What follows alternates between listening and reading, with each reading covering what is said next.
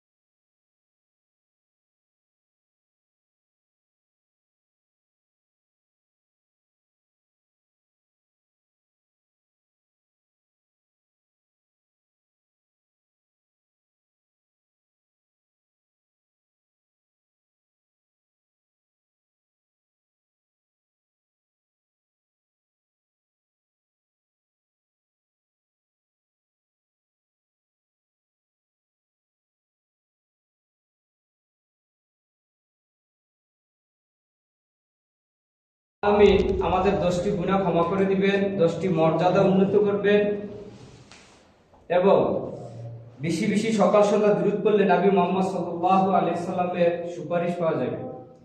যাই হোক, আজকে জুমার সংক্ষিপ্ত আলোচ্য বিষয় হচ্ছে ফরজ সালাতের পরে পঠিতব্য দোয়া সমূহ। এই বিষয়ে কোরআন ও সহিহ সুন্নাহ থেকে সংক্ষিপ্ত ভাবে কোরআন ও সহিহ সুন্নাহর অনুসারে কিছু কথা বলার তো চেষ্টা করব ইনশাআল্লাহ। ওমা তাওফিকি ইল্লা বিল্লাহ আলাইহি তাওয়াক্কালতু ওয়া ইলাইহি উনীব।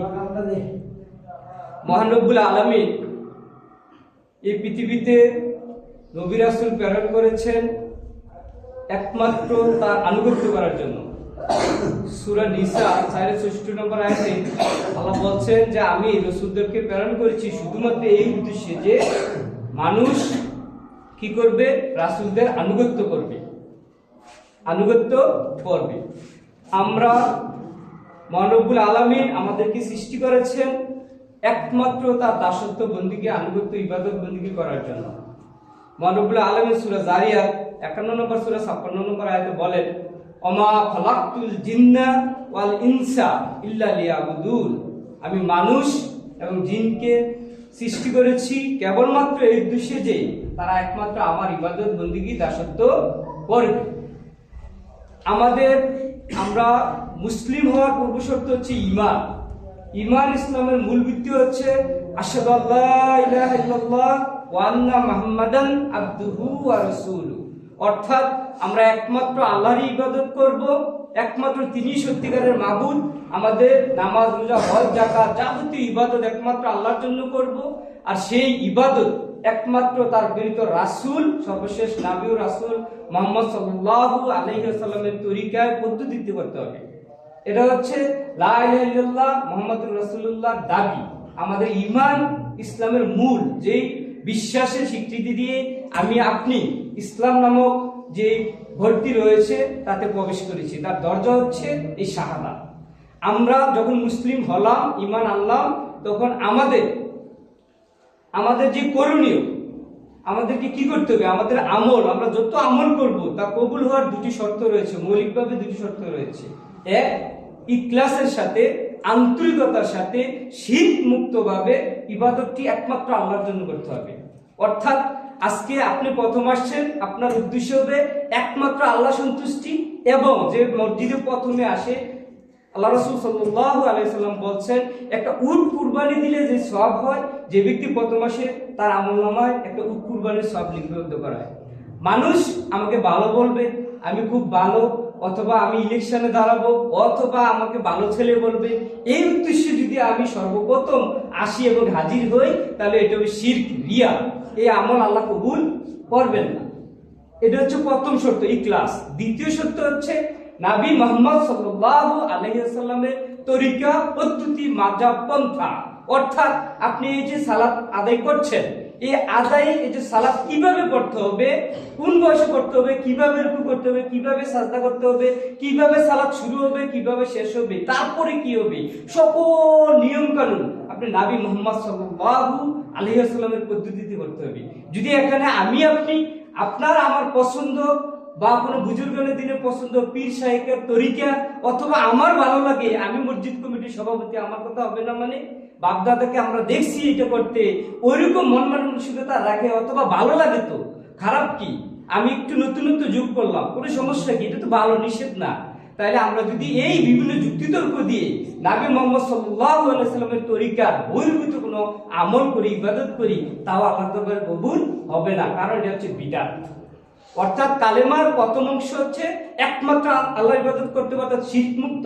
দ্বিতীয় অংশ দাবি হচ্ছে নবী মুহাম্মদ আপনি বলছেন ওয়াশহাদু আন্না মুহাম্মাদান আবদুহু ওয়া রাসূলুহু। রাসূল শব্দের অর্থ হচ্ছে প্রেরিত পুরুষ।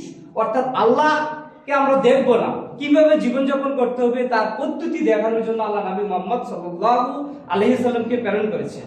যেহেতু আমি আপনি স্বীকৃতি দিচ্ছি রাসূল মুহাম্মদ সাল্লাল্লাহু আলাইহি ওয়াসাল্লাম আমার রাসূল, এই জন্য আপনি রাসূলের তরিকায় জীবন অতিবাহিত করতে হবে। ইবাদত যাই করে নবীর পদ্ধতিতে করতে হবে, এর বাইরে কোনো ইবাদত আমল কবুল হবে না। যে কোনো ইবাদত, তাহলে আমরা বুঝতে পারলাম আমাদের যাবতীয় ইবাদত কবুল হওয়ার মূল শর্ত হচ্ছে ঈমান, এবং মৌলিক দুটি শর্ত হচ্ছে শিরক মুক্ত করতে হবে, বিদআত মুক্ত ইবাদত করতে হবে। হাজিরিন, মুহাম্মদ সাল্লাল্লাহু আলাইহি সাল্লাম যে আমাদের কাছে প্রেরিত রাসূল, শেষ নবী, এটা আমরা সবাই বিশ্বাস করি। দ্বিতীয়ত, মুহাম্মদ সাল্লাল্লাহু আলাইহি সাল্লামের কাছে আল্লাহ যত যা ওহী করেছেন, তিনি মানুষের কাছে কি করেছেন? প্রচার করে গিয়েছেন। সূরা মাইদা 5 নম্বর সূরা 66 নম্বর আয়াতে আল্লাহ বলেন, ইয়া আইয়ুহার রাসূল, হে আইয়ুহার রাসূল, আপনি কি করেন? বাল্লিগ মা উনজিলা ইলাইকা মির রাব্বি, আপনার রব আপনার কাছে যা নাজিল করেছেন, ওহী করেছেন, আপনি কি করেন? এটা প্রচার করেন, মানুষের কাছে পৌঁছিয়ে দেন। ওয়া ইল্লাম তাফআল ফামা বাল্লাগতা রিসালা, আর যদি আপনি প্রচার না করেন, তাহলে আপনার উপর অর্পিত রিসালাতের দায়িত্ব আপনি কি করেন নাই? পালন করেন নাই। এটাকে আমরা ভাবতে পারি নবী মুহাম্মদ সাল্লাল্লাহু আলাইহি সাল্লামের কাছে আল্লাহ ওহী করেছেন, আর ওহী মুহাম্মদ সাল্লাল্লাহু আলাইহি সাল্লাম কিছু খাস করে গোপন রাখছেন, যাদের আমরা ইলমে লাদুনি সিনা যারা একতারা ইলম অর্জন করে, পীর ফকির যাদেরকে আমরা জানি, তাদের গোপন ইলম থাকে। কিন্তু অথচ পবিত্র কোরআন সূরা মাইদা 5 নম্বর 67 নম্বর আয়াতে আল্লাহ বলছেন, রাসূল আপনার কাছে যা ওহী করেছে তা আপনি প্রচার করেন, আর যদি না করেন তাহলে আপনি কি করলেন না? আল্লাহর রবের, আপনার রবের বাণী প্রচার করলেন না। বিদায় হজের ভাষণে নবী মুহাম্মদ সাল্লাল্লাহু আলাইহি সাল্লাম লক্ষাধিক সাহাবীর সামনে বলছেন যে আল্লাহ আমার কাছে যা ওহী প্রেরণ করেছেন, অর্থাৎ আমি আপনি জান্নাতে যাওয়ার জন্য, জাহান্নাম থেকে বাঁচার জন্য যা কিছু করার দরকার সব কিছুকে আমি তোমাদেরকে জানিয়ে দিয়েছি। যখন হাসরের মাঠে তোমাদেরকে আমার সম্পর্কে জিজ্ঞাসা করা হবে, তখন তোমরা কি বলবে? তখন সাহাবীগণ বলছেন, নাশহাদু, আমরা অবশ্যই সাক্ষ্য দেব, স্বীকৃতি দিব, আন্নাকা কদ বাল্লাগতা ওয়া আদাইতা ওয়া নাসাতা, অবশ্যই আপনি প্রচার করেছেন এবং অদাইতা, মানুষকে আহ্বান করেছেন, ওয়া নাসাতা, যত কল্যাণকর কাজ আছে, যে কাজগুলো করলে জান্নাতে যাওয়া যাবে, জাহান্নাম থেকে বাঁচা যাবে, অর্থাৎ পাপের সব কাজগুলো নিষেধ করে গেছেন, এবং যত সওয়াবের কাজ আছে নবী মুহাম্মদ সাল্লাল্লাহু আলাইহি ওয়াসাল্লাম জানিয়ে গেছেন। তখন বিদায় হজের ভাষণে, বিদায় হজের আরাফার ময়দানে শুক্রবারে পবিত্র কোরআনের সূরা মাইদা 5 নম্বর সূরা 3 নম্বর আয়াত নাযিল হয়। তখন আল্লাহ নাযিল করছেন, আল ইয়াউমা আকমালতু লাকুম দীনাকুম ওয়া আতমামতু আলাইকুম নি'মাতি ওয়া রাদিতু লাকুমুল ইসলাম দীনা। তখন আল্লাহ বলছেন, যখন মুহাম্মদ সাল্লাল্লাহু আলাইহি সাল্লাম তার সাহাবাগণকে বললেন, তখন তারা বলছে অবশ্যই আপনি রিসালাত প্রচার করে গেছেন, আমি পুছিয়ে দিয়েছেন। তখন মুহাম্মদ সাল্লাল্লাহু আলাইহি ওয়াসাল্লাম এইভাবে হাত উঠিয়ে বলছে, আল্লাহ তুমি সাক্ষী দেবো, আল্লাহ তুমি সাক্ষী দেবো। 3 বার বলার পরে এই আয়াত নাযিল হয়, অর্থাৎ আল ইয়াউমা আকমালতু লাকুম দীনাকুম, আমি অবশ্যই, আল্লাহ বলছেন আমি আজ তোমাদের দিনকে পরিপূর্ণ করে দিলাম, ওয়া আতমামতু আলাইকুম নি'মাতি, এবং আমার যে নিয়ামত ইসলাম, এটা আমি কি করে দিলাম? পরিপূর্ণ করে দিলাম। ওয়ারদিতু লাকুমুল ইসলাম দীনা, আর ইসলামকে আমি দিন হিসেবে পছন্দ করলাম, ইসলামের উপর আমি রাজি খুশি হয়ে গেলাম। অর্থাৎ ইসলাম একটা সম্পূর্ণ একেবারে পরিপূর্ণ জীবন ব্যবস্থা। এখানে আমি আপনি কোনো বুজুর্গারের দিন, কোনো শায়েখ এখানে নতুন করে কোনো কিছু কি করতে পারবো না, সংযোজন করতে পারবেন না। আমাদের একজন ভাই, উনাকে আমি একটু কষ্ট দিয়েছি, উনি 1 গ্লাস পানি এখানে রেখেছেন, এই গ্লাসটা পরিপূর্ণ। এখন যদি আপনি নতুন করে পানি দেন, গ্লাসে পানি প্রবেশ করবে কিন্তু আরো কিছু পানি চলে যাবে। ঠিক আমি আপনি যে ইবাদতগুলো আল্লাহ এবং তার রাসূল দিয়েছেন, এখন যদি আমরা নিজেরা কিছু চালু করি তখন সুন্নাত চলে যাবে, বিদআত আসবে। আর যখন আমরা সুন্নাত পালন করব, এখন বিদআত থাকবে না। তো আমাদের আজকের আলোচ্য বিষয় হচ্ছে ফরজ সালাতের পরে পঠিতব্য দোয়া, অর্থাৎ হানাফিদের কথা বাদই দিলাম। আমাদের অনেক আহলে হাদিস অনেকেই হয়তো পূর্বে কিছু তাদের ইয়ে ছিল, এজন্য অনেকেই এই বিষয়ে আফসোস করেন। এজন্য আমি ছোট মানুষ, আপনারা কষ্ট নেবেন না, হয়তো আমার কথাগুলো একটু শক্ত হতে পারে, তো বিষয়গুলো বোঝার চেষ্টা করতে হবে। আমি আপনি ইসলামে কোনো কিছু করার নেই, যা দোয়া আল্লাহ নাজিল করেছেন, নবী প্রচার করেছেন, ইসলাম কমপ্লিট। এখানে আমি আপনি নতুন করে কিচ্ছু করতে পারবো না। আমার আপনার কাজ কি? অনুসরণ করা, অনুসরণ করা। তাহলে দেখেন আল্লাহ বলছেন সূরা মাইদা 5 নম্বর সূরা 3 নম্বর আয়াতে বলছেন, আল ইয়াউমা আকমালতু লাকুম দীনাকুম ওয়া আতমামতু আলাইকুম নি'মাতি ওয়া রাদিতু লাকুমুল ইসলাম দীনা। ইসলাম পরিপূর্ণ স্বয়ং ব্যবস্থা। অন্যত্র সূরা আল ইমরান 3 নম্বর সূরা 19 নম্বর আয়াতে আল্লাহ বলছেন, ইন্না দীনা ইনদাল্লাহি ইসলাম, নিশ্চয়ই আল্লাহর নিকট পছন্দনীয় মনোনীত একমাত্র ধর্ম হলো ইসলাম। তাহলে কি আপনারা বুঝতে পেরেছেন যে ইসলাম আল্লাহ কি করছেন? পরিপূর্ণ হয়ে গেছে। রাসূল সাল্লাল্লাহু আলাইহি ওয়াসাল্লাম ইসলামের যত বিধি বিধান আছে, কিভাবে পালন করতে হবে, সব কিছু তিনি জানিয়ে গেছেন। এজন্য এখন আমরা যে ঈমান আনলাম, মুসলিম হলাম, কিভাবে নামাজ পড়ব, সালাত আদায় করব, যাকাত দিব, সিয়াম পালন করব, বৈশ্বিক এবং সামাজিক রাষ্ট্রীয় যত সেক্টর রয়েছে, কিভাবে আমরা ওই জায়গা অতিবাহিত করব। এজন্য আমি পাই বলি, ঘুম থেকে উঠে ঘুমানো পর্যন্ত আপনি কিভাবে জীবন পরিচালনা করবেন, আপনি বাবা কিভাবে ছেলেকে শাসন করবেন, আপনি স্বামী কিভাবে স্ত্রীকে পরিচালনা করবেন, আপনি স্ত্রী কিভাবে আপনার দায়িত্ব কর্তব্য, সর্বস্তরে কোরআন এবং সহিহ সুন্নাহ কি রয়েছে? দিক নির্দেশনা রয়েছে। আমাদের ইলমের অভাবে, জানার অভাবে অথবা মানার অভাবে আমাদের সমাজে অশান্তি। আমরা বলি ইসলাম শব্দের অর্থ শান্তি, কিন্তু আমি ব্যক্তিগতভাবে এর সাথে একমত না। আশা করি আপনারাও একমত হবেন, কারণ ইসলাম শব্দের অর্থ যদি শান্তি, আমাদের সবার ঘরে শান্তি থাকার কথা, কিন্তু আমরা অনেকে ঘুমের বড়ি খাই, অনেকে মাথা ঠান্ডা রাখার বড়ি খাই, অনেকে বলি ছেলে মেয়ের কথা শোনা না, অনেক সময় আমরা জগন্নাথে বলি জীবিত থাকার চেয়ে মরতাম এর চেয়ে ভালো ছিল। অশান্তি, আমাদের সর্বত্র অশান্তি বিরাজ করছে, কিন্তু আমরা মুসলিম, তাহলে তোমাদের শান্তি থাকার কথা। শান্তি নেই কেন? কিন্তু পারেন এটা ঠিক করবে। তো আমাদের অশান্তির মূল কারণ হচ্ছে হাজিরিন, আপনারা আমার পিতৃতুল্য শ্রদ্ধাভাজন আঙ্কেল আছে, বা আপনারা অনেকেই, আমার সম্ভবত আমার ধারণা আমার বাবার চাইতে, আমার বাবা যে জীবিত তাদের চাইতেও বড়, আপনারা আমার কথাতে আসলে কষ্ট দিবেন না। আমি ছোট মানুষ, আপনাদেরকে আমি যত দূর জানতে পেরেছি, হ্যাঁ, অত দূর বলার চেষ্টা করব। যদি কার কোনো দ্বিমত থাকে বা কোনো ভিন্নমত থাকে, আমার সাথে বলবেন, প্রয়োজনে আমি জেনে আপনাদেরকে জানানোর চেষ্টা করবো, অথবা আমি আপনাদেরকে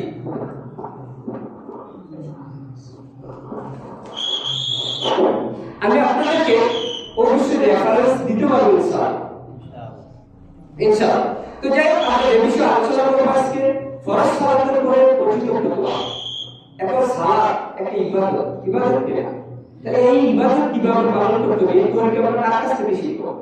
নবী মুহাম্মদ সাল্লাল্লাহু আলাইহি ওয়াসাল্লামের কাছ থেকে শিখতে হবে। এজন্য আপনি আমি যত ইবাদত করি, এই ইবাদত যদি আল্লাহ তাআলা রাসূলের আনুগত্য শর্তে না হয়, এই ইবাদত কবুল হবে না। সূরা মুহাম্মদ 47 নম্বর সূরা 33 নম্বর আয়াতে আল্লাহ বলেন, ইয়া আইয়ুহাল্লাযীনা আমানু, হে তোমরা যারা ঈমান এনেছো, আতিউল্লাহ ওয়া আতিউর রাসূল, তোমরা আল্লাহ এবং তার রাসূলের আনুগত্য করো। নবী মুহাম্মদ সাল্লাল্লাহু আলাইহি ওয়াসাল্লামের আনুগত্য হচ্ছে আল্লাহর আনুগত্য, কারণ দুনিয়াতে আপনি আল্লাহকে দেখবেন না। এজন্য সূরা নিসা 80 নম্বর আল্লাহ বলেন, লা ইউতিউর রাসূল ফাকাদ আতাল্লাহ, যে রাসূলের আনুগত্য করলো সে আল্লাহরই আনুগত্য করলো। তো অত্র আয়াতে আল্লাহ বলেন, ইয়া আইয়ুহাল্লাযীনা আমানু আতিউল্লাহ ওয়া আতিউর রাসূল, তোমরা আল্লাহ এবং তার রাসূলের আনুগত্য করো, ওয়ালা তুবতিলু আমালাকুম, তাদের অবাধ্যতা করে আল্লাহ এবং তার রাসূলের সামনে অ্যাডভান্স হয়ে অগ্রগামী হয়ে তোমাদের আমলগুলো আর করো না। ফরজ সালাতের উপরে রাসূল সাল্লাল্লাহু আলাইহি ওয়াসাল্লাম কি বলতেন, কি করতেন, কি দোয়া করতেন, কি মুনাজাত করতেন, অথবা নামাজের মধ্যে কি দোয়া করতেন, মসজিদ থেকে প্রবেশ বাইরে সালাত তারপরে পরে প্রবেশ করবেন, মোট কথা সর্ব সেক্টরে দোয়া রয়েছে, দোয়া রয়েছে। তাহলে আমরা বুঝতে পারবো আমাদের আমল কবুল হওয়ার জন্য, গ্রহণযোগ্য হওয়ার জন্য আল্লাহ তাআলা রাসূলের আনুগত্য করুন। সূরা মুহাম্মদ 47 নম্বর সূরা 33 নম্বর আয়াতে আল্লাহ বলেছেন, ইয়া আইয়ুহাল্লাযীনা আমানু আতিউল্লাহ ওয়া আতিউর রাসূল ওয়া লা তুবতিলু আমালাকুম, তোমরা হে ঈমানদারগণ আল্লাহ এবং তার রাসূলের আনুগত্য করো, তাদের অবাধ্যতা করে তোমাদের আমলগুলো বরবাদ করো না। আয়েশা রাদিয়াল্লাহু তাআলা বলেছেন, মান আহদাসা ফি আমরিনা হাযা মা লাইসা ফীহি ফাহুয়া রাদ্দুন, যে ব্যক্তি এমন কোন আমল করলো, যে এমন কোন আমল আবিষ্কার করলো যা এই শরীয়তে নেই, ফাহুয়া রাদ্দুন, তা বাতিল, অর্থাৎ অন্য তিনি বলেন মান আমিলা আমলান লাইসা আলাইহি আমরুনা ফাহুয়া রাদ্দুন, যে ব্যক্তি এমন কোন আমল করলো আবিষ্কার করে, অর্থাৎ আমাদের ওইদিকে হুব্বে রাসূল কি কি জিকির করেন, তারা আমি আসলে বলি হুব্বে শয়তান, আমি আসলে আমার ছেলের বলি এগুলো তুমি বুঝবা, আর বিভিন্ন ধরনের জিকির, ইয়া রাসূলুল্লাহ বিভিন্ন ধরনের জিকির করে, আমাদেরকে লা ইলাহা এত জিকির করে, ইল্লাল্লাহ ইল্লাল্লাহ জিকির করে, আল্লাহ ছাড়া আল্লাহ ছাড়া। তো যাই হোক, তো আমি তাদেরকে বললাম অনেকেই বলতাম যে এইভাবে আপনি জিকির করছেন রাসূল সাল্লাল্লাহু আলাইহি ওয়াসাল্লাম করেন নাই, লা ইলাহা ইল্লাল্লাহ সত্য বলে, আল্লাহ আমাকে জিকির করে আপনারা সম্মত জানেন, আপনি আল্লাহ রাসূল সাল্লাল্লাহু আলাইহি ওয়াসাল্লাম জীবনে কোনদিন আল্লাহ জিকির করেন আল্লাহু আকবার, আল্লাহ বড় মহান। আমি যদি কাউকে বলি যে সভাপতি সাহেব আসছে, এটা আমরা আমাদের প্রধানমন্ত্রী বলি, মাননীয় প্রধানমন্ত্রী, দেশে এসে অনেক কিছু বলি, আর সকল রাজত্বের রাজা যিনি, তাকে আপনি শুধু এটা বলবেন আল্লাহ, এটা হয় না। ইসলাম হচ্ছে আল্লাহ গুণবাচক নামের উপর আমাদের প্রার্থনা করা, যে দোয়া আল্লাহ বললেন না, অর্থাৎ করবেন না, প্রশংসা করে গুণবিত করে, আর যা প্রমাণ ছিল বাকিরা করবে না, শান্তি নির্ধারণ করবে আল্লাহ। তো যাই আমরা যেটা বলছিলাম ফরজ সালাতের পরে দোয়া কিভাবে করতে হবে ওই বিষয়ে আমরা আজকে আলোচনা করব ইনশাআল্লাহ। তার আগে আমরা জেনে নিলাম যে ইসলাম কমপ্লিট, আল-ইয়াউমা আকমালতু লাকুম দীনাকুম ওয়া আতমামতু আলাইকুম নি'মাতি ওয়া রাদিতু লাকুমুল ইসলাম দীনা। আর সূরা আলী ইমরান 3 নম্বর সূরা 19 নম্বর আয়াতে আল্লাহ বলেছেন, ইন্না দীনা ইনদাল্লাহি ইসলাম, ইসলাম হচ্ছে আল্লাহর কাছে মনোনীত দ্বীন। এই ইসলাম কিভাবে আপনি আমি পালন করব তার সূত্র হচ্ছে সূরা মুহাম্মদ 37 নম্বর 33 নম্বর আয়াত, যে ইয়া আইয়ুহাল্লাযীনা আমানু আতিউল্লাহ ওয়া আতিউর রাসূল ওয়া লা তুবতিলু আমালাকুম, আল্লাহ এবং তার রাসূলের অবাধ্যতা করে তোমরা আমলগুলো বাতিল করো না। হাদিসের মাধ্যমে আমরা জানতে পারলাম যে মান আমিলা আমালান লাইসা আলাইহি আমরুনা ফাহুয়া রাদ্দুন, যে ব্যক্তি এমন কোন আমল করলো যে আমলের নির্দেশনা নমুনা না কোরআন সুন্নাতে আছে না সাহাবীদের জীবনে আছে, এটা কি বা কবুল হবে না, গ্রহণযোগ্য হবে না। আসুন আমরা পরকালে যাতে আরো কষ্টের আমলগুলো আমরা পাই, এই জন্য নবীর পদ্ধতিতে আমাকে আপনারা কি করতে হবে, আমল করতে হবে। সূরা আসর 59 নম্বর আয়াতে আল্লাহ বলেছেন, ওমা আতাকুর রাসূল ফাকুতু, আমার রাসূল তোমাদেরকে যা দেন তা করো, ওমা আতাকুর রাসূল ফাকুতু ওমা নাহাকুনহু ফান্তাহু, আমার রাসূল তোমাদেরকে যা নিষেধ করেছে তা দূরে রাখো, ওয়াত্তাকুল্লাহ, আল্লাহকে ভয় করো, ইন্নাল্লাহা শাদীদুল ইকাব, নিশ্চয় আল্লাহ শাস্তি দেন কঠোর। দুনিয়াতে হয়তো আপনি একটা ভুল করে আর পেতে পারেন, আপনার মামা আছে, বড় কি আছে, এই আছে, সেই আছে, পাশে কেউ পেতে পারে, পরকালে এটা হবে না। এজন্য আল্লাহ বলছে অবাধ্যতা করো না, ওয়াত্তাকুল্লাহ, আল্লাহকে ভয় করো, কারণ ওইখানে আল্লাহ ইসলামের সাথে বিচার করবে। তো আমরা বিষয়টা বুঝতে পারলাম। তো আমরা যে কাজ করতে হবে, যত ইবাদত বন্দেগী আমরা করবো সবগুলো নবীর থেকে করতে হবে, এটা আমরা বুঝতে পারছি। যদি আমি আপনি নবীর থেকে ইবাদত না করি, এই ইবাদত কবুল হবে না। তো এখন আমরা জানি হাদিসে আছে দোয়া ওয়াল ইবাদা, দোয়া হচ্ছে ইবাদত, অর্থাৎ ইবাদতের মূল। আর পবিত্র কোরআনে সূরা মুমিনুন 40 নম্বর সূরা 60 নম্বর আয়াতে আল্লাহ বলেছেন, উদউনি আস্তাজিব লাকুম, তোমরা আমাকে ডাকো, আমার কাছে চাও, আমার কাছে প্রার্থনা করো, আমার কাছে মুনাজাত করো, আমার সাথে মুনাজাত করো, আমি তোমাদের সাড়া দেব। এই আয়াত এবং হাদিস থেকে আমরা বুঝতে পারি যে আল্লাহর কাছে অবশ্যই চাইতে হবে, দোয়া করতে হবে, মুনাজাত করতে হবে। তো রাসূল সাল্লাল্লাহু আলাইহি ওয়াসাল্লাম কিভাবে দোয়া করতে, কিভাবে মুনাজাত করতে, ওই জিনিসটা আমাকে আপনাকে দেখতে হবে। এখানে আল্লাহ তাআলা রাসূলের ভালোবাসা পাওয়ার মানদণ্ড হচ্ছে রাসূলের সুন্নাহ অনুসরণ। সূরা আলে ইমরান 3 নম্বর সূরা 38 নম্বর আয়াতে আল্লাহ বলেন, কুল ইন কুনতুম তুহিব্বুনাল্লাহ ফাত্তাবিউনি, হে রাসূল আপনি বলেন যদি তোমরা আল্লাহকে ভালোবাসতে চাও তাহলে ফাত্তাবিউনি, আমার রাসূলের অনুসরণ করো, আমার অনুসরণ করো। তাহলে রাসূলের অনুসরণে বাইরে কোনো কাজ করলে আল্লাহ ভালোবাসেন না, আল্লাহর কাছে এই আমল কবুল হবে না। যে রাসূল সাল্লাল্লাহু আলাইহি ওয়াসাল্লাম বলেছেন আদ-দুআউ ওয়াল ইবাদা, দোয়া হচ্ছে ইবাদত। সূরা মুন 40 নম্বর সূরা 7 নম্বর আয়াতে আল্লাহ বলেছেন তোমরা আমাকে ডাকো আমি তোমাদের ডাকে সাড়া দিব। তাহলে এই পৃথিবীতে আমরা যত আমল করি তার ভিতরে একটা ব্যতিক্রমধর্মী শ্রেষ্ঠ আমল হচ্ছে আপনার সালাত। সালাত এমন একটা আমল, আপনার যদি আপনি স্বাভাবিক হন, সুস্থ হন, অথবা এমন সুস্থ পাগল হন না, শুয়ে বসে যে কোনো অবস্থায় সালাত আদায় করতে হবে। ওযু করতে পারেন না, পানি ব্যবহার নিষিদ্ধ, তাহলে আপনাকে কি করতে হবে? তায়াম্মুম করতে হবে। তায়াম্মুম করতে পারেন না, তাহলে যেভাবে ওইভাবে সালাত আদায় করতে হবে। তাহলে নবী মুহাম্মদ সাল্লাল্লাহু আলাইহি ওয়াসাল্লাম হিজরতের পরে মক্কা জীবনে 13 বছর যদিও নিরাপদে সালাত করা হয়েছে আপনারা জানেন, তো 50 ভাগ ছিল, পরে 5 করা হয়েছে, কিন্তু আমাদের 5 সালাত আদায় করব না, আমাদের 50 সালাতের সওয়াব দিবেন। কারণ আমরা যখন একটা ভালো কাজ করি তার বিনিময় সর্বনিম্ন 10 টাকা, এজন্য 5 দশে 50। তো এজন্য এই সালাত কিভাবে আদায় করতে হবে রাসূল সাল্লাল্লাহু আলাইহি ওয়াসাল্লাম বলেছেন সাল্লু কামা রাআইতুমুনি উসাল্লি, তোমরা ওইভাবে সালাত আদায় করো যেভাবে আমি নবী মুহাম্মদ সাল্লাল্লাহু আলাইহি ওয়াসাল্লাম সালাত আদায় করতে দেখেছো। সালাত শুরু হয় কিভাবে? আমি আজকে সালাত আদায়ের গুরুত্ব বা সালাত কিভাবে আদায় করতে হয় ওই বিষয়ে আলোচনা করব। আপনারা জানেন সালাত শুরু হয় আল্লাহু আকবার অর্থাৎ তাকবীরের মাধ্যমে, আসসালামু আলাইকুম ওয়া রাহমাতুল্লাহি ওয়া সালাত শেষ হয়। যখন আমরা সালাতে থাকি ইমাম সাহেব যদি ভুল করে তখন আমরা সুবহানাল্লাহ বলি, এছাড়া কোনো কথা বলা যায় অর্থাৎ সালাত শুরু আল্লাহু আকবার, দুনিয়ার সব কিছু হারাম হয়ে গেছে, এখন আপনি আল্লাহর সাথে কি করছেন? মুনাজাত করছেন। এটা আমার কথা, সেই বুখারী মুসলিমের হাদিসে রয়েছে রাসূল সাল্লাল্লাহু আলাইহি ওয়াসাল্লাম বলেন ইযা কানা আহাদুকুম, যখন তোমাদের কেউ ফি সালাতি সালাতে থাকে ফা ইন্নাহু ইউনাদি রাব্বাহু, সে তার রবের সাথে গোপনে কথাবার্তা বলে।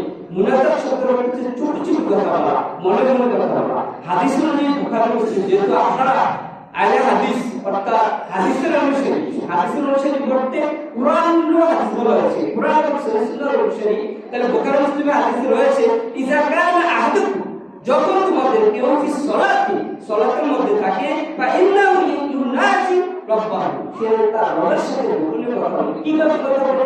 আপনারা সালাতে একটু কিছু অংশ আমি বলি, যখন আমরা রুকু করি একটা তাসবিহ আছে সুবহানাল্লাহ আল্লাহুম্মা ওয়া বিহামদিকা আল্লাহুম্মা গফিরলি, আমরা অবশ্য পড়া হয় সুবহানাল্লাহ আজিম, এটা করা যায়। আরেকটা তাসবিহ সুবহানাল্লাহ আল্লাহুম্মা ওয়া বিহামদিকা আল্লাহুম্মা গফিরলি, সুবহানাল্লাহ আল্লাহ তুমি পবিত্র, মানে তোমার সন্তান নাই কিন্তু বলতো ঈসা আলাইহিস সন্তান।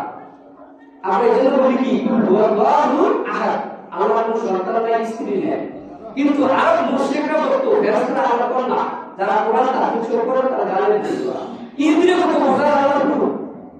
এজন্য আমরা বলি সুবহানাল্লাহ আল্লাহ তুমি পবিত্র, জানো শিরকের পবিত্র, সুবহানাল্লাহ আল্লাহুম্মা ওয়া বিহামদিকা, সমস্ত প্রশংসা ইবাদত একমাত্র তোমার জন্য, আল্লাহুম্মা গফিরলি, আল্লাহ তুমি আমাকে ক্ষমা করো। যে সালাতে আছে কিন্তু আমরা সেটা বুঝতে পারি না। তারপরে আমরা রুকু করব, সিজদাতে করব, তিন ঘন্টা পর বুখারী মুসলিম। তারপরে আমরা যখন সিজদাতে যাই তখন সিজদাতে উঠে আমরা যখন দুই সিজদা মাঝে বসি, ছোট্ট দোয়া আমরা বলি রব্বিক ফিরলি, দুইবার বলতে হবে রব্বিক ফিরলি। তারপর আমরা বলবো আল সিজদা, কি বলছেন? রব্বিক ফিরলি, হে আমার মুক্তি পালো, হে আমার রব তুমি আমাকে ক্ষমা করে দাও, অথবা আল্লাহুম্মা গফির ওয়ারহামনি ওয়াজবুরনি ওয়াতিনি ওয়াতিনি ওয়াতুবনি। 6টা বিষয় আমরা এখানে দেখছি। দেখেন আল্লাহুম্মা গফিরলি, আল্লাহ তুমি আমাকে ক্ষমা করো। এটা কোন সময়? আপনি যখন একটা সিজদা করবেন আল্লাহু আকবার বলে বসলেন তখন আপনি বলবেন এক সিজদার উপরে সুজে বসতে হবে, আল্লাহুম্মা গফিরলি, আল্লাহ তুমি আমাকে ক্ষমা করো, আল্লাহুম্মা গফির ওয়ারহামনি, আমার একটু দয়া করো, ওয়াজবুরনি, আমার অবস্থা সংশোধন করো, আমি গরিব মানুষ, আমার অবস্থা সংশোধন করো, আমি বিপদে আছি, আমার বিরুদ্ধে উদ্ধার করো। আল্লাহ মাগফিরলি ওয়ারহামনি ওয়াজবুরনি ওয়াদিনি, তুমি আমাকে দ্বীনের জ্ঞান দান করো। কিভাবে আমি দোয়া করে চিনতে পারবো? তুমি আমাকে তৌফিক দাও। তাহলে আল্লাহ মাগফিরলি ওয়ারহামনি ওয়াজবুরনি ওয়াদিনি ওয়াফিনি, তুমি আমাকে সুস্থতা দাও। আমি অসুস্থ, তুমি আমাকে সুস্থতা দান করো। ওয়াফিনি ওয়ারজুকনি, তুমি আমাকে রিজিক দাও। অর্থাৎ আমি অভাবী, আমার অভাব পূরণ করে দাও। হাজিরিন, এই দোয়াগুলো আমাদের কি আলাদা শেখানো রয়েছে প্রত্যেকটা বই পাবেন। সালাতুর রাসূল সাল্লাল্লাহু আলাইহি ওয়াসাল্লাম, আসাদুল্লাহ গালিব সহ মুজাফফর ভাই, যাদের যত বই সব বই পাবেন, ইসলাম মুসলিম পাবেন। আল্লাহ মাগফিরলি ওয়ারহামনি ওয়াজবুরনি ওয়াদিনি ওয়াফিনি ওয়ারজুকনি, আল্লাহ তুমি আমাকে ক্ষমা করো, আমাকে দয়া করো, আমাকে রহম করো, আমাকে রিজিক দাও, আমাকে সুস্থতা দাও, আমাকে দ্বীনের জ্ঞান দান করো। কিন্তু আমরা বুঝি না আমরা কি চাচ্ছি, বুঝি না। রাসূল সাল্লাল্লাহু আলাইহি ওয়াসাল্লাম বলেছেন যে ইযা কানা আহাদুকুম ফি সলাতি, যখন তোমার মধ্যে কেউ সালাতে থাকে, ফা ইন্নাহু ইউনাজি রাব্বাহু, সে তার রবের সাথে ছুটে ছুটে কথা বলে। এই কিন্তু আপনি শুনেই হচ্ছে না, আপনার রব জানে, আপনি বলছেন আল্লাহু আকবার। যখন আপনি সিজদাতে ইচ্ছা মতো আপনি দোয়া করতে পারবেন, ইচ্ছা মতো করতে পারবেন। তুমি কোরআনের দোয়া পড়তে হলে যেমন অকুর রব্বির হামহুমা কামা বাইয়ানি সবিরা আয়াতটা শুরু থেকে যাবে, আপনার ওয়া কফ র অকুর এই জায়গাটা বাদ দিবেন, রব্বির হামহুমা কামা বাইয়ানি সবিরা সিজদাতে করতে পারবেন। আল্লাহ সাল্লাল্লাহু আলাইহি ওয়াসাল্লাম বলেন সিজদাতে সবচেয়ে বেশি দোয়া করতে হয়। তা আফসোস, আমরা প্রধানমন্ত্রীর কাছে সুযোগ আছে চাওয়া, বুঝার জন্য বলছি, কিন্তু আমরা প্রধানমন্ত্রীর কাছে না চেয়ে আমরা চাচ্ছি ফকিরের কাছে, যার কাছে কিছুই নাই। দোয়া সবচেয়ে বেশি করতে সালাতে, কিন্তু আমরা দোয়া সালাতে করি না। একটু সালাতে দিতে হয় তো এই মানুষের একটু সমস্যা, বেশি দেরি করে আমরা সিগন্যাল দিয়ে দেয়, অনেক সমস্যা। অথচ দেখেন হাজির, আপনি অবশ্যই কি নিতে পারবেন। আমি গত জুম্মার মুহূর্তে আসছিলাম, এবারে এখানে মাহফিলে আসছিলাম, তো আমি বলছিলাম তিনটা জিনিস আপনার সাথে যাবে, আমার সাথে যাবে, দুইটা জিনিস মিলিয়ে যাবে, একটা জিনিস আপনার আমার সাথে যাবে, এটা হচ্ছে আমল। এই সারাদিন যখন আমরা আসি, আমাদের কত ব্যস্ততা, বাসা টাকা আমরা ঠিক করে রেখে আসি না, দোয়া তারা কিন্তু দোয়া লাগে। হুজুর তো সালাত শেষ করতেছে না, আমার তো দাওয়াত দিতে শেষ হয়ে গেলে তো সমস্যা, মেম্বার থাকবে না, ওইখানে থাকলে তো আমরা সবাই আসতো। এই যে আমাদের জল্পনা কল্পনা যাপনা সারাদিন কি হয় না, মনোযোগ থাকে না, নিশ্চয় সরকারের অবস্থা আসবেই আসবেই, আপনি তার সাথে জিয়াদ করবেন না। আমার মহান রব 24 ঘন্টা আমাকে সুস্থ রেখেছে, 5 ওয়াক্ত সালাত সরকার করতে কয় মিনিট লাগে? 24 ঘন্টা থেকে আপনি 1 ঘন্টা আল্লাহকে দিচ্ছেন না। যখন হসপিটালে থাকেন সুস্থতার জন্য কত কি। যাই হোক, রাসূল সাল্লাল্লাহু আলাইহি ওয়াসাল্লাম বলেছেন তোমাদের মধ্যে কেউ যদি সালাতে থাকে তখন সে কি করে তার রবের সাথে গোপনে কথা বলে। তারপরে আপনি বলতে পারেন আল্লাহুম্মা রাব্বানা আতিনা ফিদ দুনিয়া হাসানাতান ওয়া ফিল আখিরাতি হাসানাতান ওয়া কিনা আযাবান্নার। হে আল্লাহ, তুমি আমাকে দুনিয়ার কল্যাণ দাও, আখিরাতের কল্যাণ দাও, জাহান্নামের আযাব থেকে বাঁচাও। এটা কোরআনের দোয়া। এজন্য আল্লাহর মধ্যে কোরআন অথবা আপনারা করতে পারে, কারণ কোরআনের শুরুতে যখন করবে তখন এই কোরআনের শিশু হবে সালাত সিজদাতে কোরআন দোয়া করা যাবে না। এর মানে হচ্ছে আলহামদুলিল্লাহ রাব্বিল আলামিন এইভাবে কোরআন তেলাওয়াত করা যাবে না, কিন্তু দোয়া শুরু করা যাবে। বুঝতে পারছেন? তাহলে সিজদাটা সবচেয়ে বেশি দোয়া করতে হয়। তারপরে আসলে তাশাহুদে যখন আমরা বলি আল্লাহুম্মা ইন্নী যাওয়াতুকা ফিদ কাসরা ওয়া ইয়াকুতু যুনুবা ইল্লা আনতা ফাগফির মাগফিরাতান মিন ইন্দিকা ওয়া হামদি ওয়া গফুর রহিম। মানে কি আমরা কিছু জানি না। আল্লাহুম্মা ইন্নী যাওয়াতু নাফসি যুনুবান কাসীরা, হে আল্লাহ, আমি নিজের উপর অনেক জুলুম করেছি, অনেক শোক করেছি, অনেক অত্যাচার করেছি, অনেক জিনা করেছি, অনেক মামলা করেছি, হালাল হারাম বাছাই করে অনেক আমি করে অনেক সমস্যা অনেক জুলুম অত্যাচার করেছি। আল্লাহুম্মা ইন্নী যাওয়াতুকা যুনুবান কাসীরা ওয়া লা ইয়াগফিরু যুনুবা ইল্লা আনতা। আল্লাহ, এই গুনাহটা তুমি ছাড়া এই পৃথিবীর মধ্যে কেউ ক্ষমা করতে পারবে না। আল্লাহুম্মা ইন্নী যাওয়াতুকা যুনুবান কাসীরা ওয়া লা ইয়াগফিরু যুনুবা ইল্লা আনতা ফাগফির লি মাগফিরাতান। আল্লাহ, তুমি আমাকে ক্ষমা করো, ফাগফির লি মাগফিরাতান মিন ইন্দিকা ওয়া হামদি ওয়া গফুর রহিম। তুমি আমাকে দয়া করো, নিশ্চয়ই তুমি ক্ষমাশীল, তুমি ক্ষমা করবা, তুমি ছাড়া আমাকে কেউ ক্ষমা করবে না, তুমি গাফুর। এজন্য আল্লাহ যে নাম আছে আল্লাহ গাফফার, তুমি গাফুর, তুমি আমাকে ক্ষমা করো। আল্লাহ তুমি রহমান, তুমি রহিম, তুমি আমাকে দয়া করো। এজন্য বলছে আল্লাহ মানে যারা যুনুবান কাসীরা ওয়া ইয়াকুতু যুনুবা ইল্লা আনতা ফাগফির মাগফিরাতান মিন ইন্দিকা ওয়া হামদি ইন্নাকা আনতাল গফুরুর রহিম। নিশ্চয়ই তুমি ক্ষমাশীল হবে। এইভাবে এবার আরো যত দোয়া এবার আপনার মন চায় করে পড়ার পরে আপনি বলেন আসসালামু আলাইকুম ওয়া রাহমাতুল্লাহ, আসসালামু আলাইকুম ওয়া রাহমাতুল্লাহ। অর্থাৎ আপনি পাশের মুসলিমকে বলছেন আপনার উপরে আল্লাহ শান্তি বর্ষিত হোক, এরপরে বাকি মুসলিমকে বলছেন আপনার উপরে শান্তি বর্ষিত হোক। কিন্তু সালাতের পরে যে বলছেন এই যে তারপরে একটু মধ্যে যে তারপরে এই না আমাদের বেশ এই যে বিপদ করছে, সালাতে সালাম দিচ্ছি শান্তি বর্ষিত, সালাতের পরে যে বিপদ করছি, সালাতের পরে বলছি জানো তো ওই ব্যক্তিটি আছে, জানো তো তুমি বিষয়টা, অর্থাৎ নেতারা আপনি যারা দিচ্ছেন জানো ও কিন্তু তোমার বিরোধিতা করে, তার মানে উনি একটু হটাইতো সেমন সব ভুলে দিতেছে, অথচ সালাতেও শান্তি দিতেছে আসসালামু আলাইকুম ওয়া রাহমাতুল্লাহ, ডান দিকে খুব শান্তি বসিত। রাসূল সাল্লাল্লাহু আলাইহি ওয়াসাল্লাম বলেছেন সেই প্রকৃত মুসলিম যার হাত এবং জগৎ থেকে অন্য মুসলিমদের নিরাপদ। হাত মানে আপনার ক্ষমতা আছে অন্যায় করতে হবে, অত্যাচার করবে না, মুখ মানে মুখ দিয়ে তার কষ্ট দিবেন না, কিন্তু আরো বেশি কষ্ট দিচ্ছি। তো যাই হোক, আমার আলোচ্য বিষয় আমি সংক্ষিপ্ত করেছি। রাসূল সাল্লাল্লাহু আলাইহি ওয়াসাল্লাম সালাতের পরে সর্বপ্রথম বলতেন আস্তাগফিরুল্লাহ। দেখেন সালাত শেষ, সালাম দিয়েছেন, সালাত শেষ, এবার যেতে পারেন। তবে হাদিসে রয়েছে যে আপনি যখন সালাম দিলেন পরে কিছুই বলছেন না, নীরবে বসে রয়েছেন, হ্যাঁ আপনার ওজু নষ্ট হয় না, নীরবে বসেছেন, তার সাথে কথা বলেন না, আপনার জন্য ফেরেশতা ব্যবস্থা আল্লাহ খুব ক্ষমা করবেন, দয়া করে উপকার করবেন। কিন্তু রাসূল সাল্লাল্লাহু আলাইহি ওয়াসাল্লাম কি বলতেন সালাতের পরে আপনারা যদি পড়েন আল্লাহু আকবার কথা আছে, কিন্তু আরেকটা সেটা বলুন আস্তাগফিরুল্লাহ, অর্থাৎ আল্লাহ তুমি আমাকে সৃষ্টি করেছো, কত নিয়ামত দিয়েছো, কি সুন্দর চোখ দিয়েছো, কি দিয়েছো, যাদেরকে দিয়েছো সমস্যা তারা বুঝে কিন্তু কি চোখে জান না, সে বুঝে চোখ কি, যেভাবে তোমার ইবাদতটা করার কথা ছিল আল্লাহ আমি তো করতে পারিনি, আস্তাগফিরুল্লাহ আল্লাহ তোমাকে ক্ষমা করো, আস্তাগফিরুল্লাহ আল্লাহ তোমাকে ক্ষমা করো, আস্তাগফিরুল্লাহ আল্লাহ তোমাকে ক্ষমা করো, আল্লাহুম্মা আনতাস সালাম ওয়া আনতাস সালাম তাবারাকা ইয়া রাব্বাল জালালি ওয়াল ইকরাম। আল্লাহ তুমি শান্তি, তোমার কাছ থেকে শান্তি আছে, তুমি আমাকে শান্তি দাও, এই বরকত এবং সম্মান এবং মর্যাদার মালিক তুমি আমাকে শান্তি দাও। আজকে দেখেন, আপনি নিজেকে দেখেন আপনি শান্তিতে আছেন কিনা, দেখেন আপনার ছেলে মেয়েকে শান্তিতে আছেন কিনা, স্ত্রী কিনে শান্তিতে আছেন কিনা। ঈদের মার্কেট যখন আসে তখন আপনার কি অবস্থা আপনি চিন্তা করেন, কার জন্য হালাল হারাম বাদ বিচার করছেন, কার জন্য শান্তি কেউ নয়। আপনি ইসলাম করলে শান্তি হবে না, মধু করলে যেমন করতে হয় না, ঠিক ইসলাম করলে মুসলিম আয়াত বললে আয়াত পাওয়া যায় না, কোরআন এবং সহিহ সুন্নাহ অনুযায়ী আমল করলে মুসলিম হওয়া যায়, তখনই আপনি শান্তি পাবেন। আপনি তো সুখ খুশির সাথে জড়িত, জীবনের সাথে জড়িত, মোবাইলে আপনি কি করছেন, আপনি কি করছেন, তাহলে আপনি তো গুনাহে জড়িত আছেন, আপনি শান্তি কিভাবে পাবেন? আপনি শান্তি পাবেন না, পশ্চিমভাবে সম্ভব না। এজন্য দেখেন কি দোয়া সালাতের পরে আমরা কি বলছি, আল্লাহ তুমি আমাকে শান্তি দাও। তখন ছেলেমেয়ে যদি অশান্তিতে জায়গা শান্তি হয়, মানুষ যদি কষ্ট দিতে যায় শান্তি হয় হয় না। এমন দোয়া আল্লাহ রাসূল শিখিয়েছেন, সব কিছু চলে আসে, কিন্তু আমরা ভাবছি যে হুজুর সাহেব দোয়া করছে না, বিশেষ করে আমাদের মসজিদ। আমি বলি নাই যে ফরজ সালাতের পরে দোয়া না, দোয়া অবশ্যই আছে, কিন্তু আমরা যেটা ভাবছি ইমাম সাহেব একটা কিছু বললো, আমরা বুঝিয়ে না বুঝি ভাবতে শেষ, আমার খুব শান্তি বলছে, আমাদের শান্তি হয়ে যায়। কিন্তু আল্লাহ রাসূল দোয়া অবশ্যই আছে, আর দোয়া হচ্ছে ইবাদত।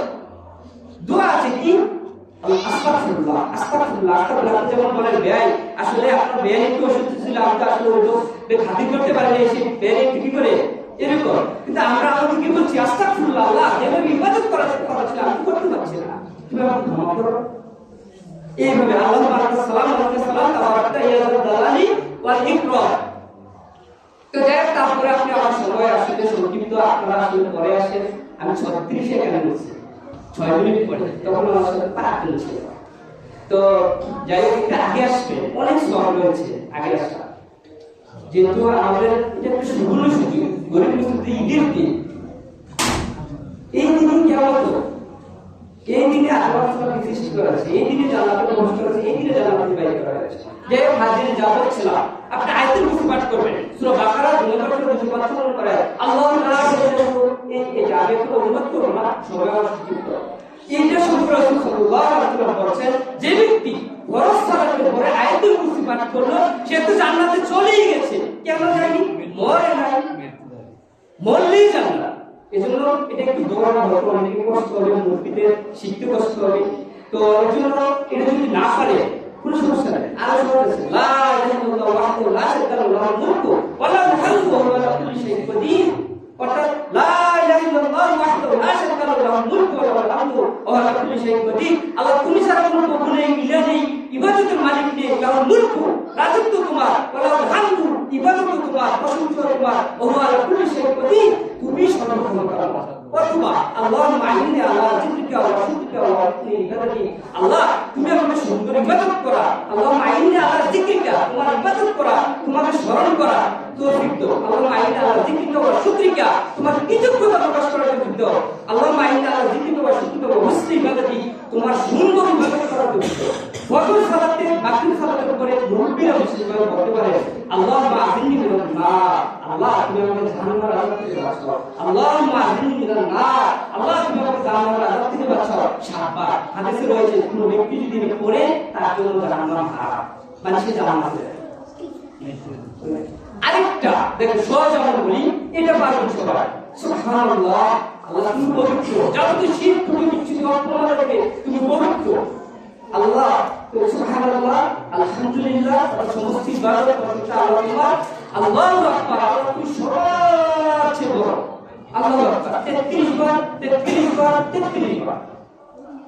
যদি কেউ লা ইলাহা ইল্লাল্লাহ ওয়াহদাহু লা শারীকা লাহু লাহুল মুলকু ওয়া লাহুল হামদু ওয়া হুয়া আলা কুল্লি শাইইন কাদির পারে এটা পড়বেন তাহলে 100।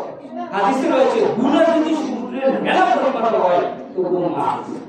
কিন্তু আমি একটা মুনাজাত আপনাকে দিয়ে দিলাম, প্রচলিত মুনাজাত, আপনি খুব খুশি হলেন যে অনেক সুন্দর একটা মুনাজাত, দোয়া করতে হইতে পারে নাও হতে পারে। আমি বলি নাই যে ফরজ সালাতের পরে দোয়া, আমি এটা বলি নাই, আমি আপনাকে বলছি রাসূল সাল্লাল্লাহু আলাইহি ওয়াসাল্লাম কি বলছেন।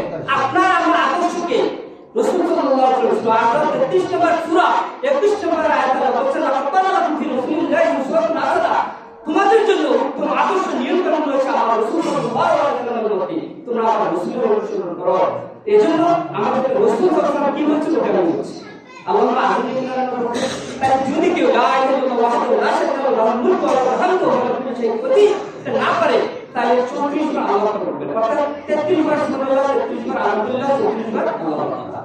তারপরে আরো দোয়া রয়েছে সময় সরকার আরেকটা বলি, রদিতু বিল্লাহি রাব্বান ওয়া বিল দীনা ওয়া বি মুহাম্মাদিন নাবিয়্যা, এটা যদি বলেন তাহলে আপনার জন্য জান্নাত ওয়াজিব। তারপরে আপনি বলতে পারেন সুবহানাল্লাহি ওয়া বিহামদিহি, সুবহানাল্লাহি ওয়া বিহামদিহি সবার সাথে 100 বার, অথবা বলতে পারেন সুবহানাল্লাহি ওয়া বিহামদিহি সুবহানাল্লাহিল আযীম, এটা বলতে পারেন। এরকম লা ইলাহা ইল্লাল্লাহ ওয়াহদাহু লা শারীকা লাহু লাহুল মুলকু ওয়া লাহুল হামদু ওয়া হুয়া আলা কুল্লি শাইইন কাদির যদি সকালে 100 বার পড়েন আপনার 10টা গোলাম আজাদ করার সওয়াব, অর্থাৎ জেলখানা থেকে একটা নির্দিষ্ট মানুষকে মুক্ত করলে কত টাকা 500 টাকা লাগলে আপনি হিসাব করে কত টাকা দানের সওয়াব। যাও মহান আলামিন আমাদেরকে তৌফিক দান করো। আকুলু কাওলি হাযা ওয়াস্তাগফিরুল্লাহ ওয়া আতুবু ইলাইহি।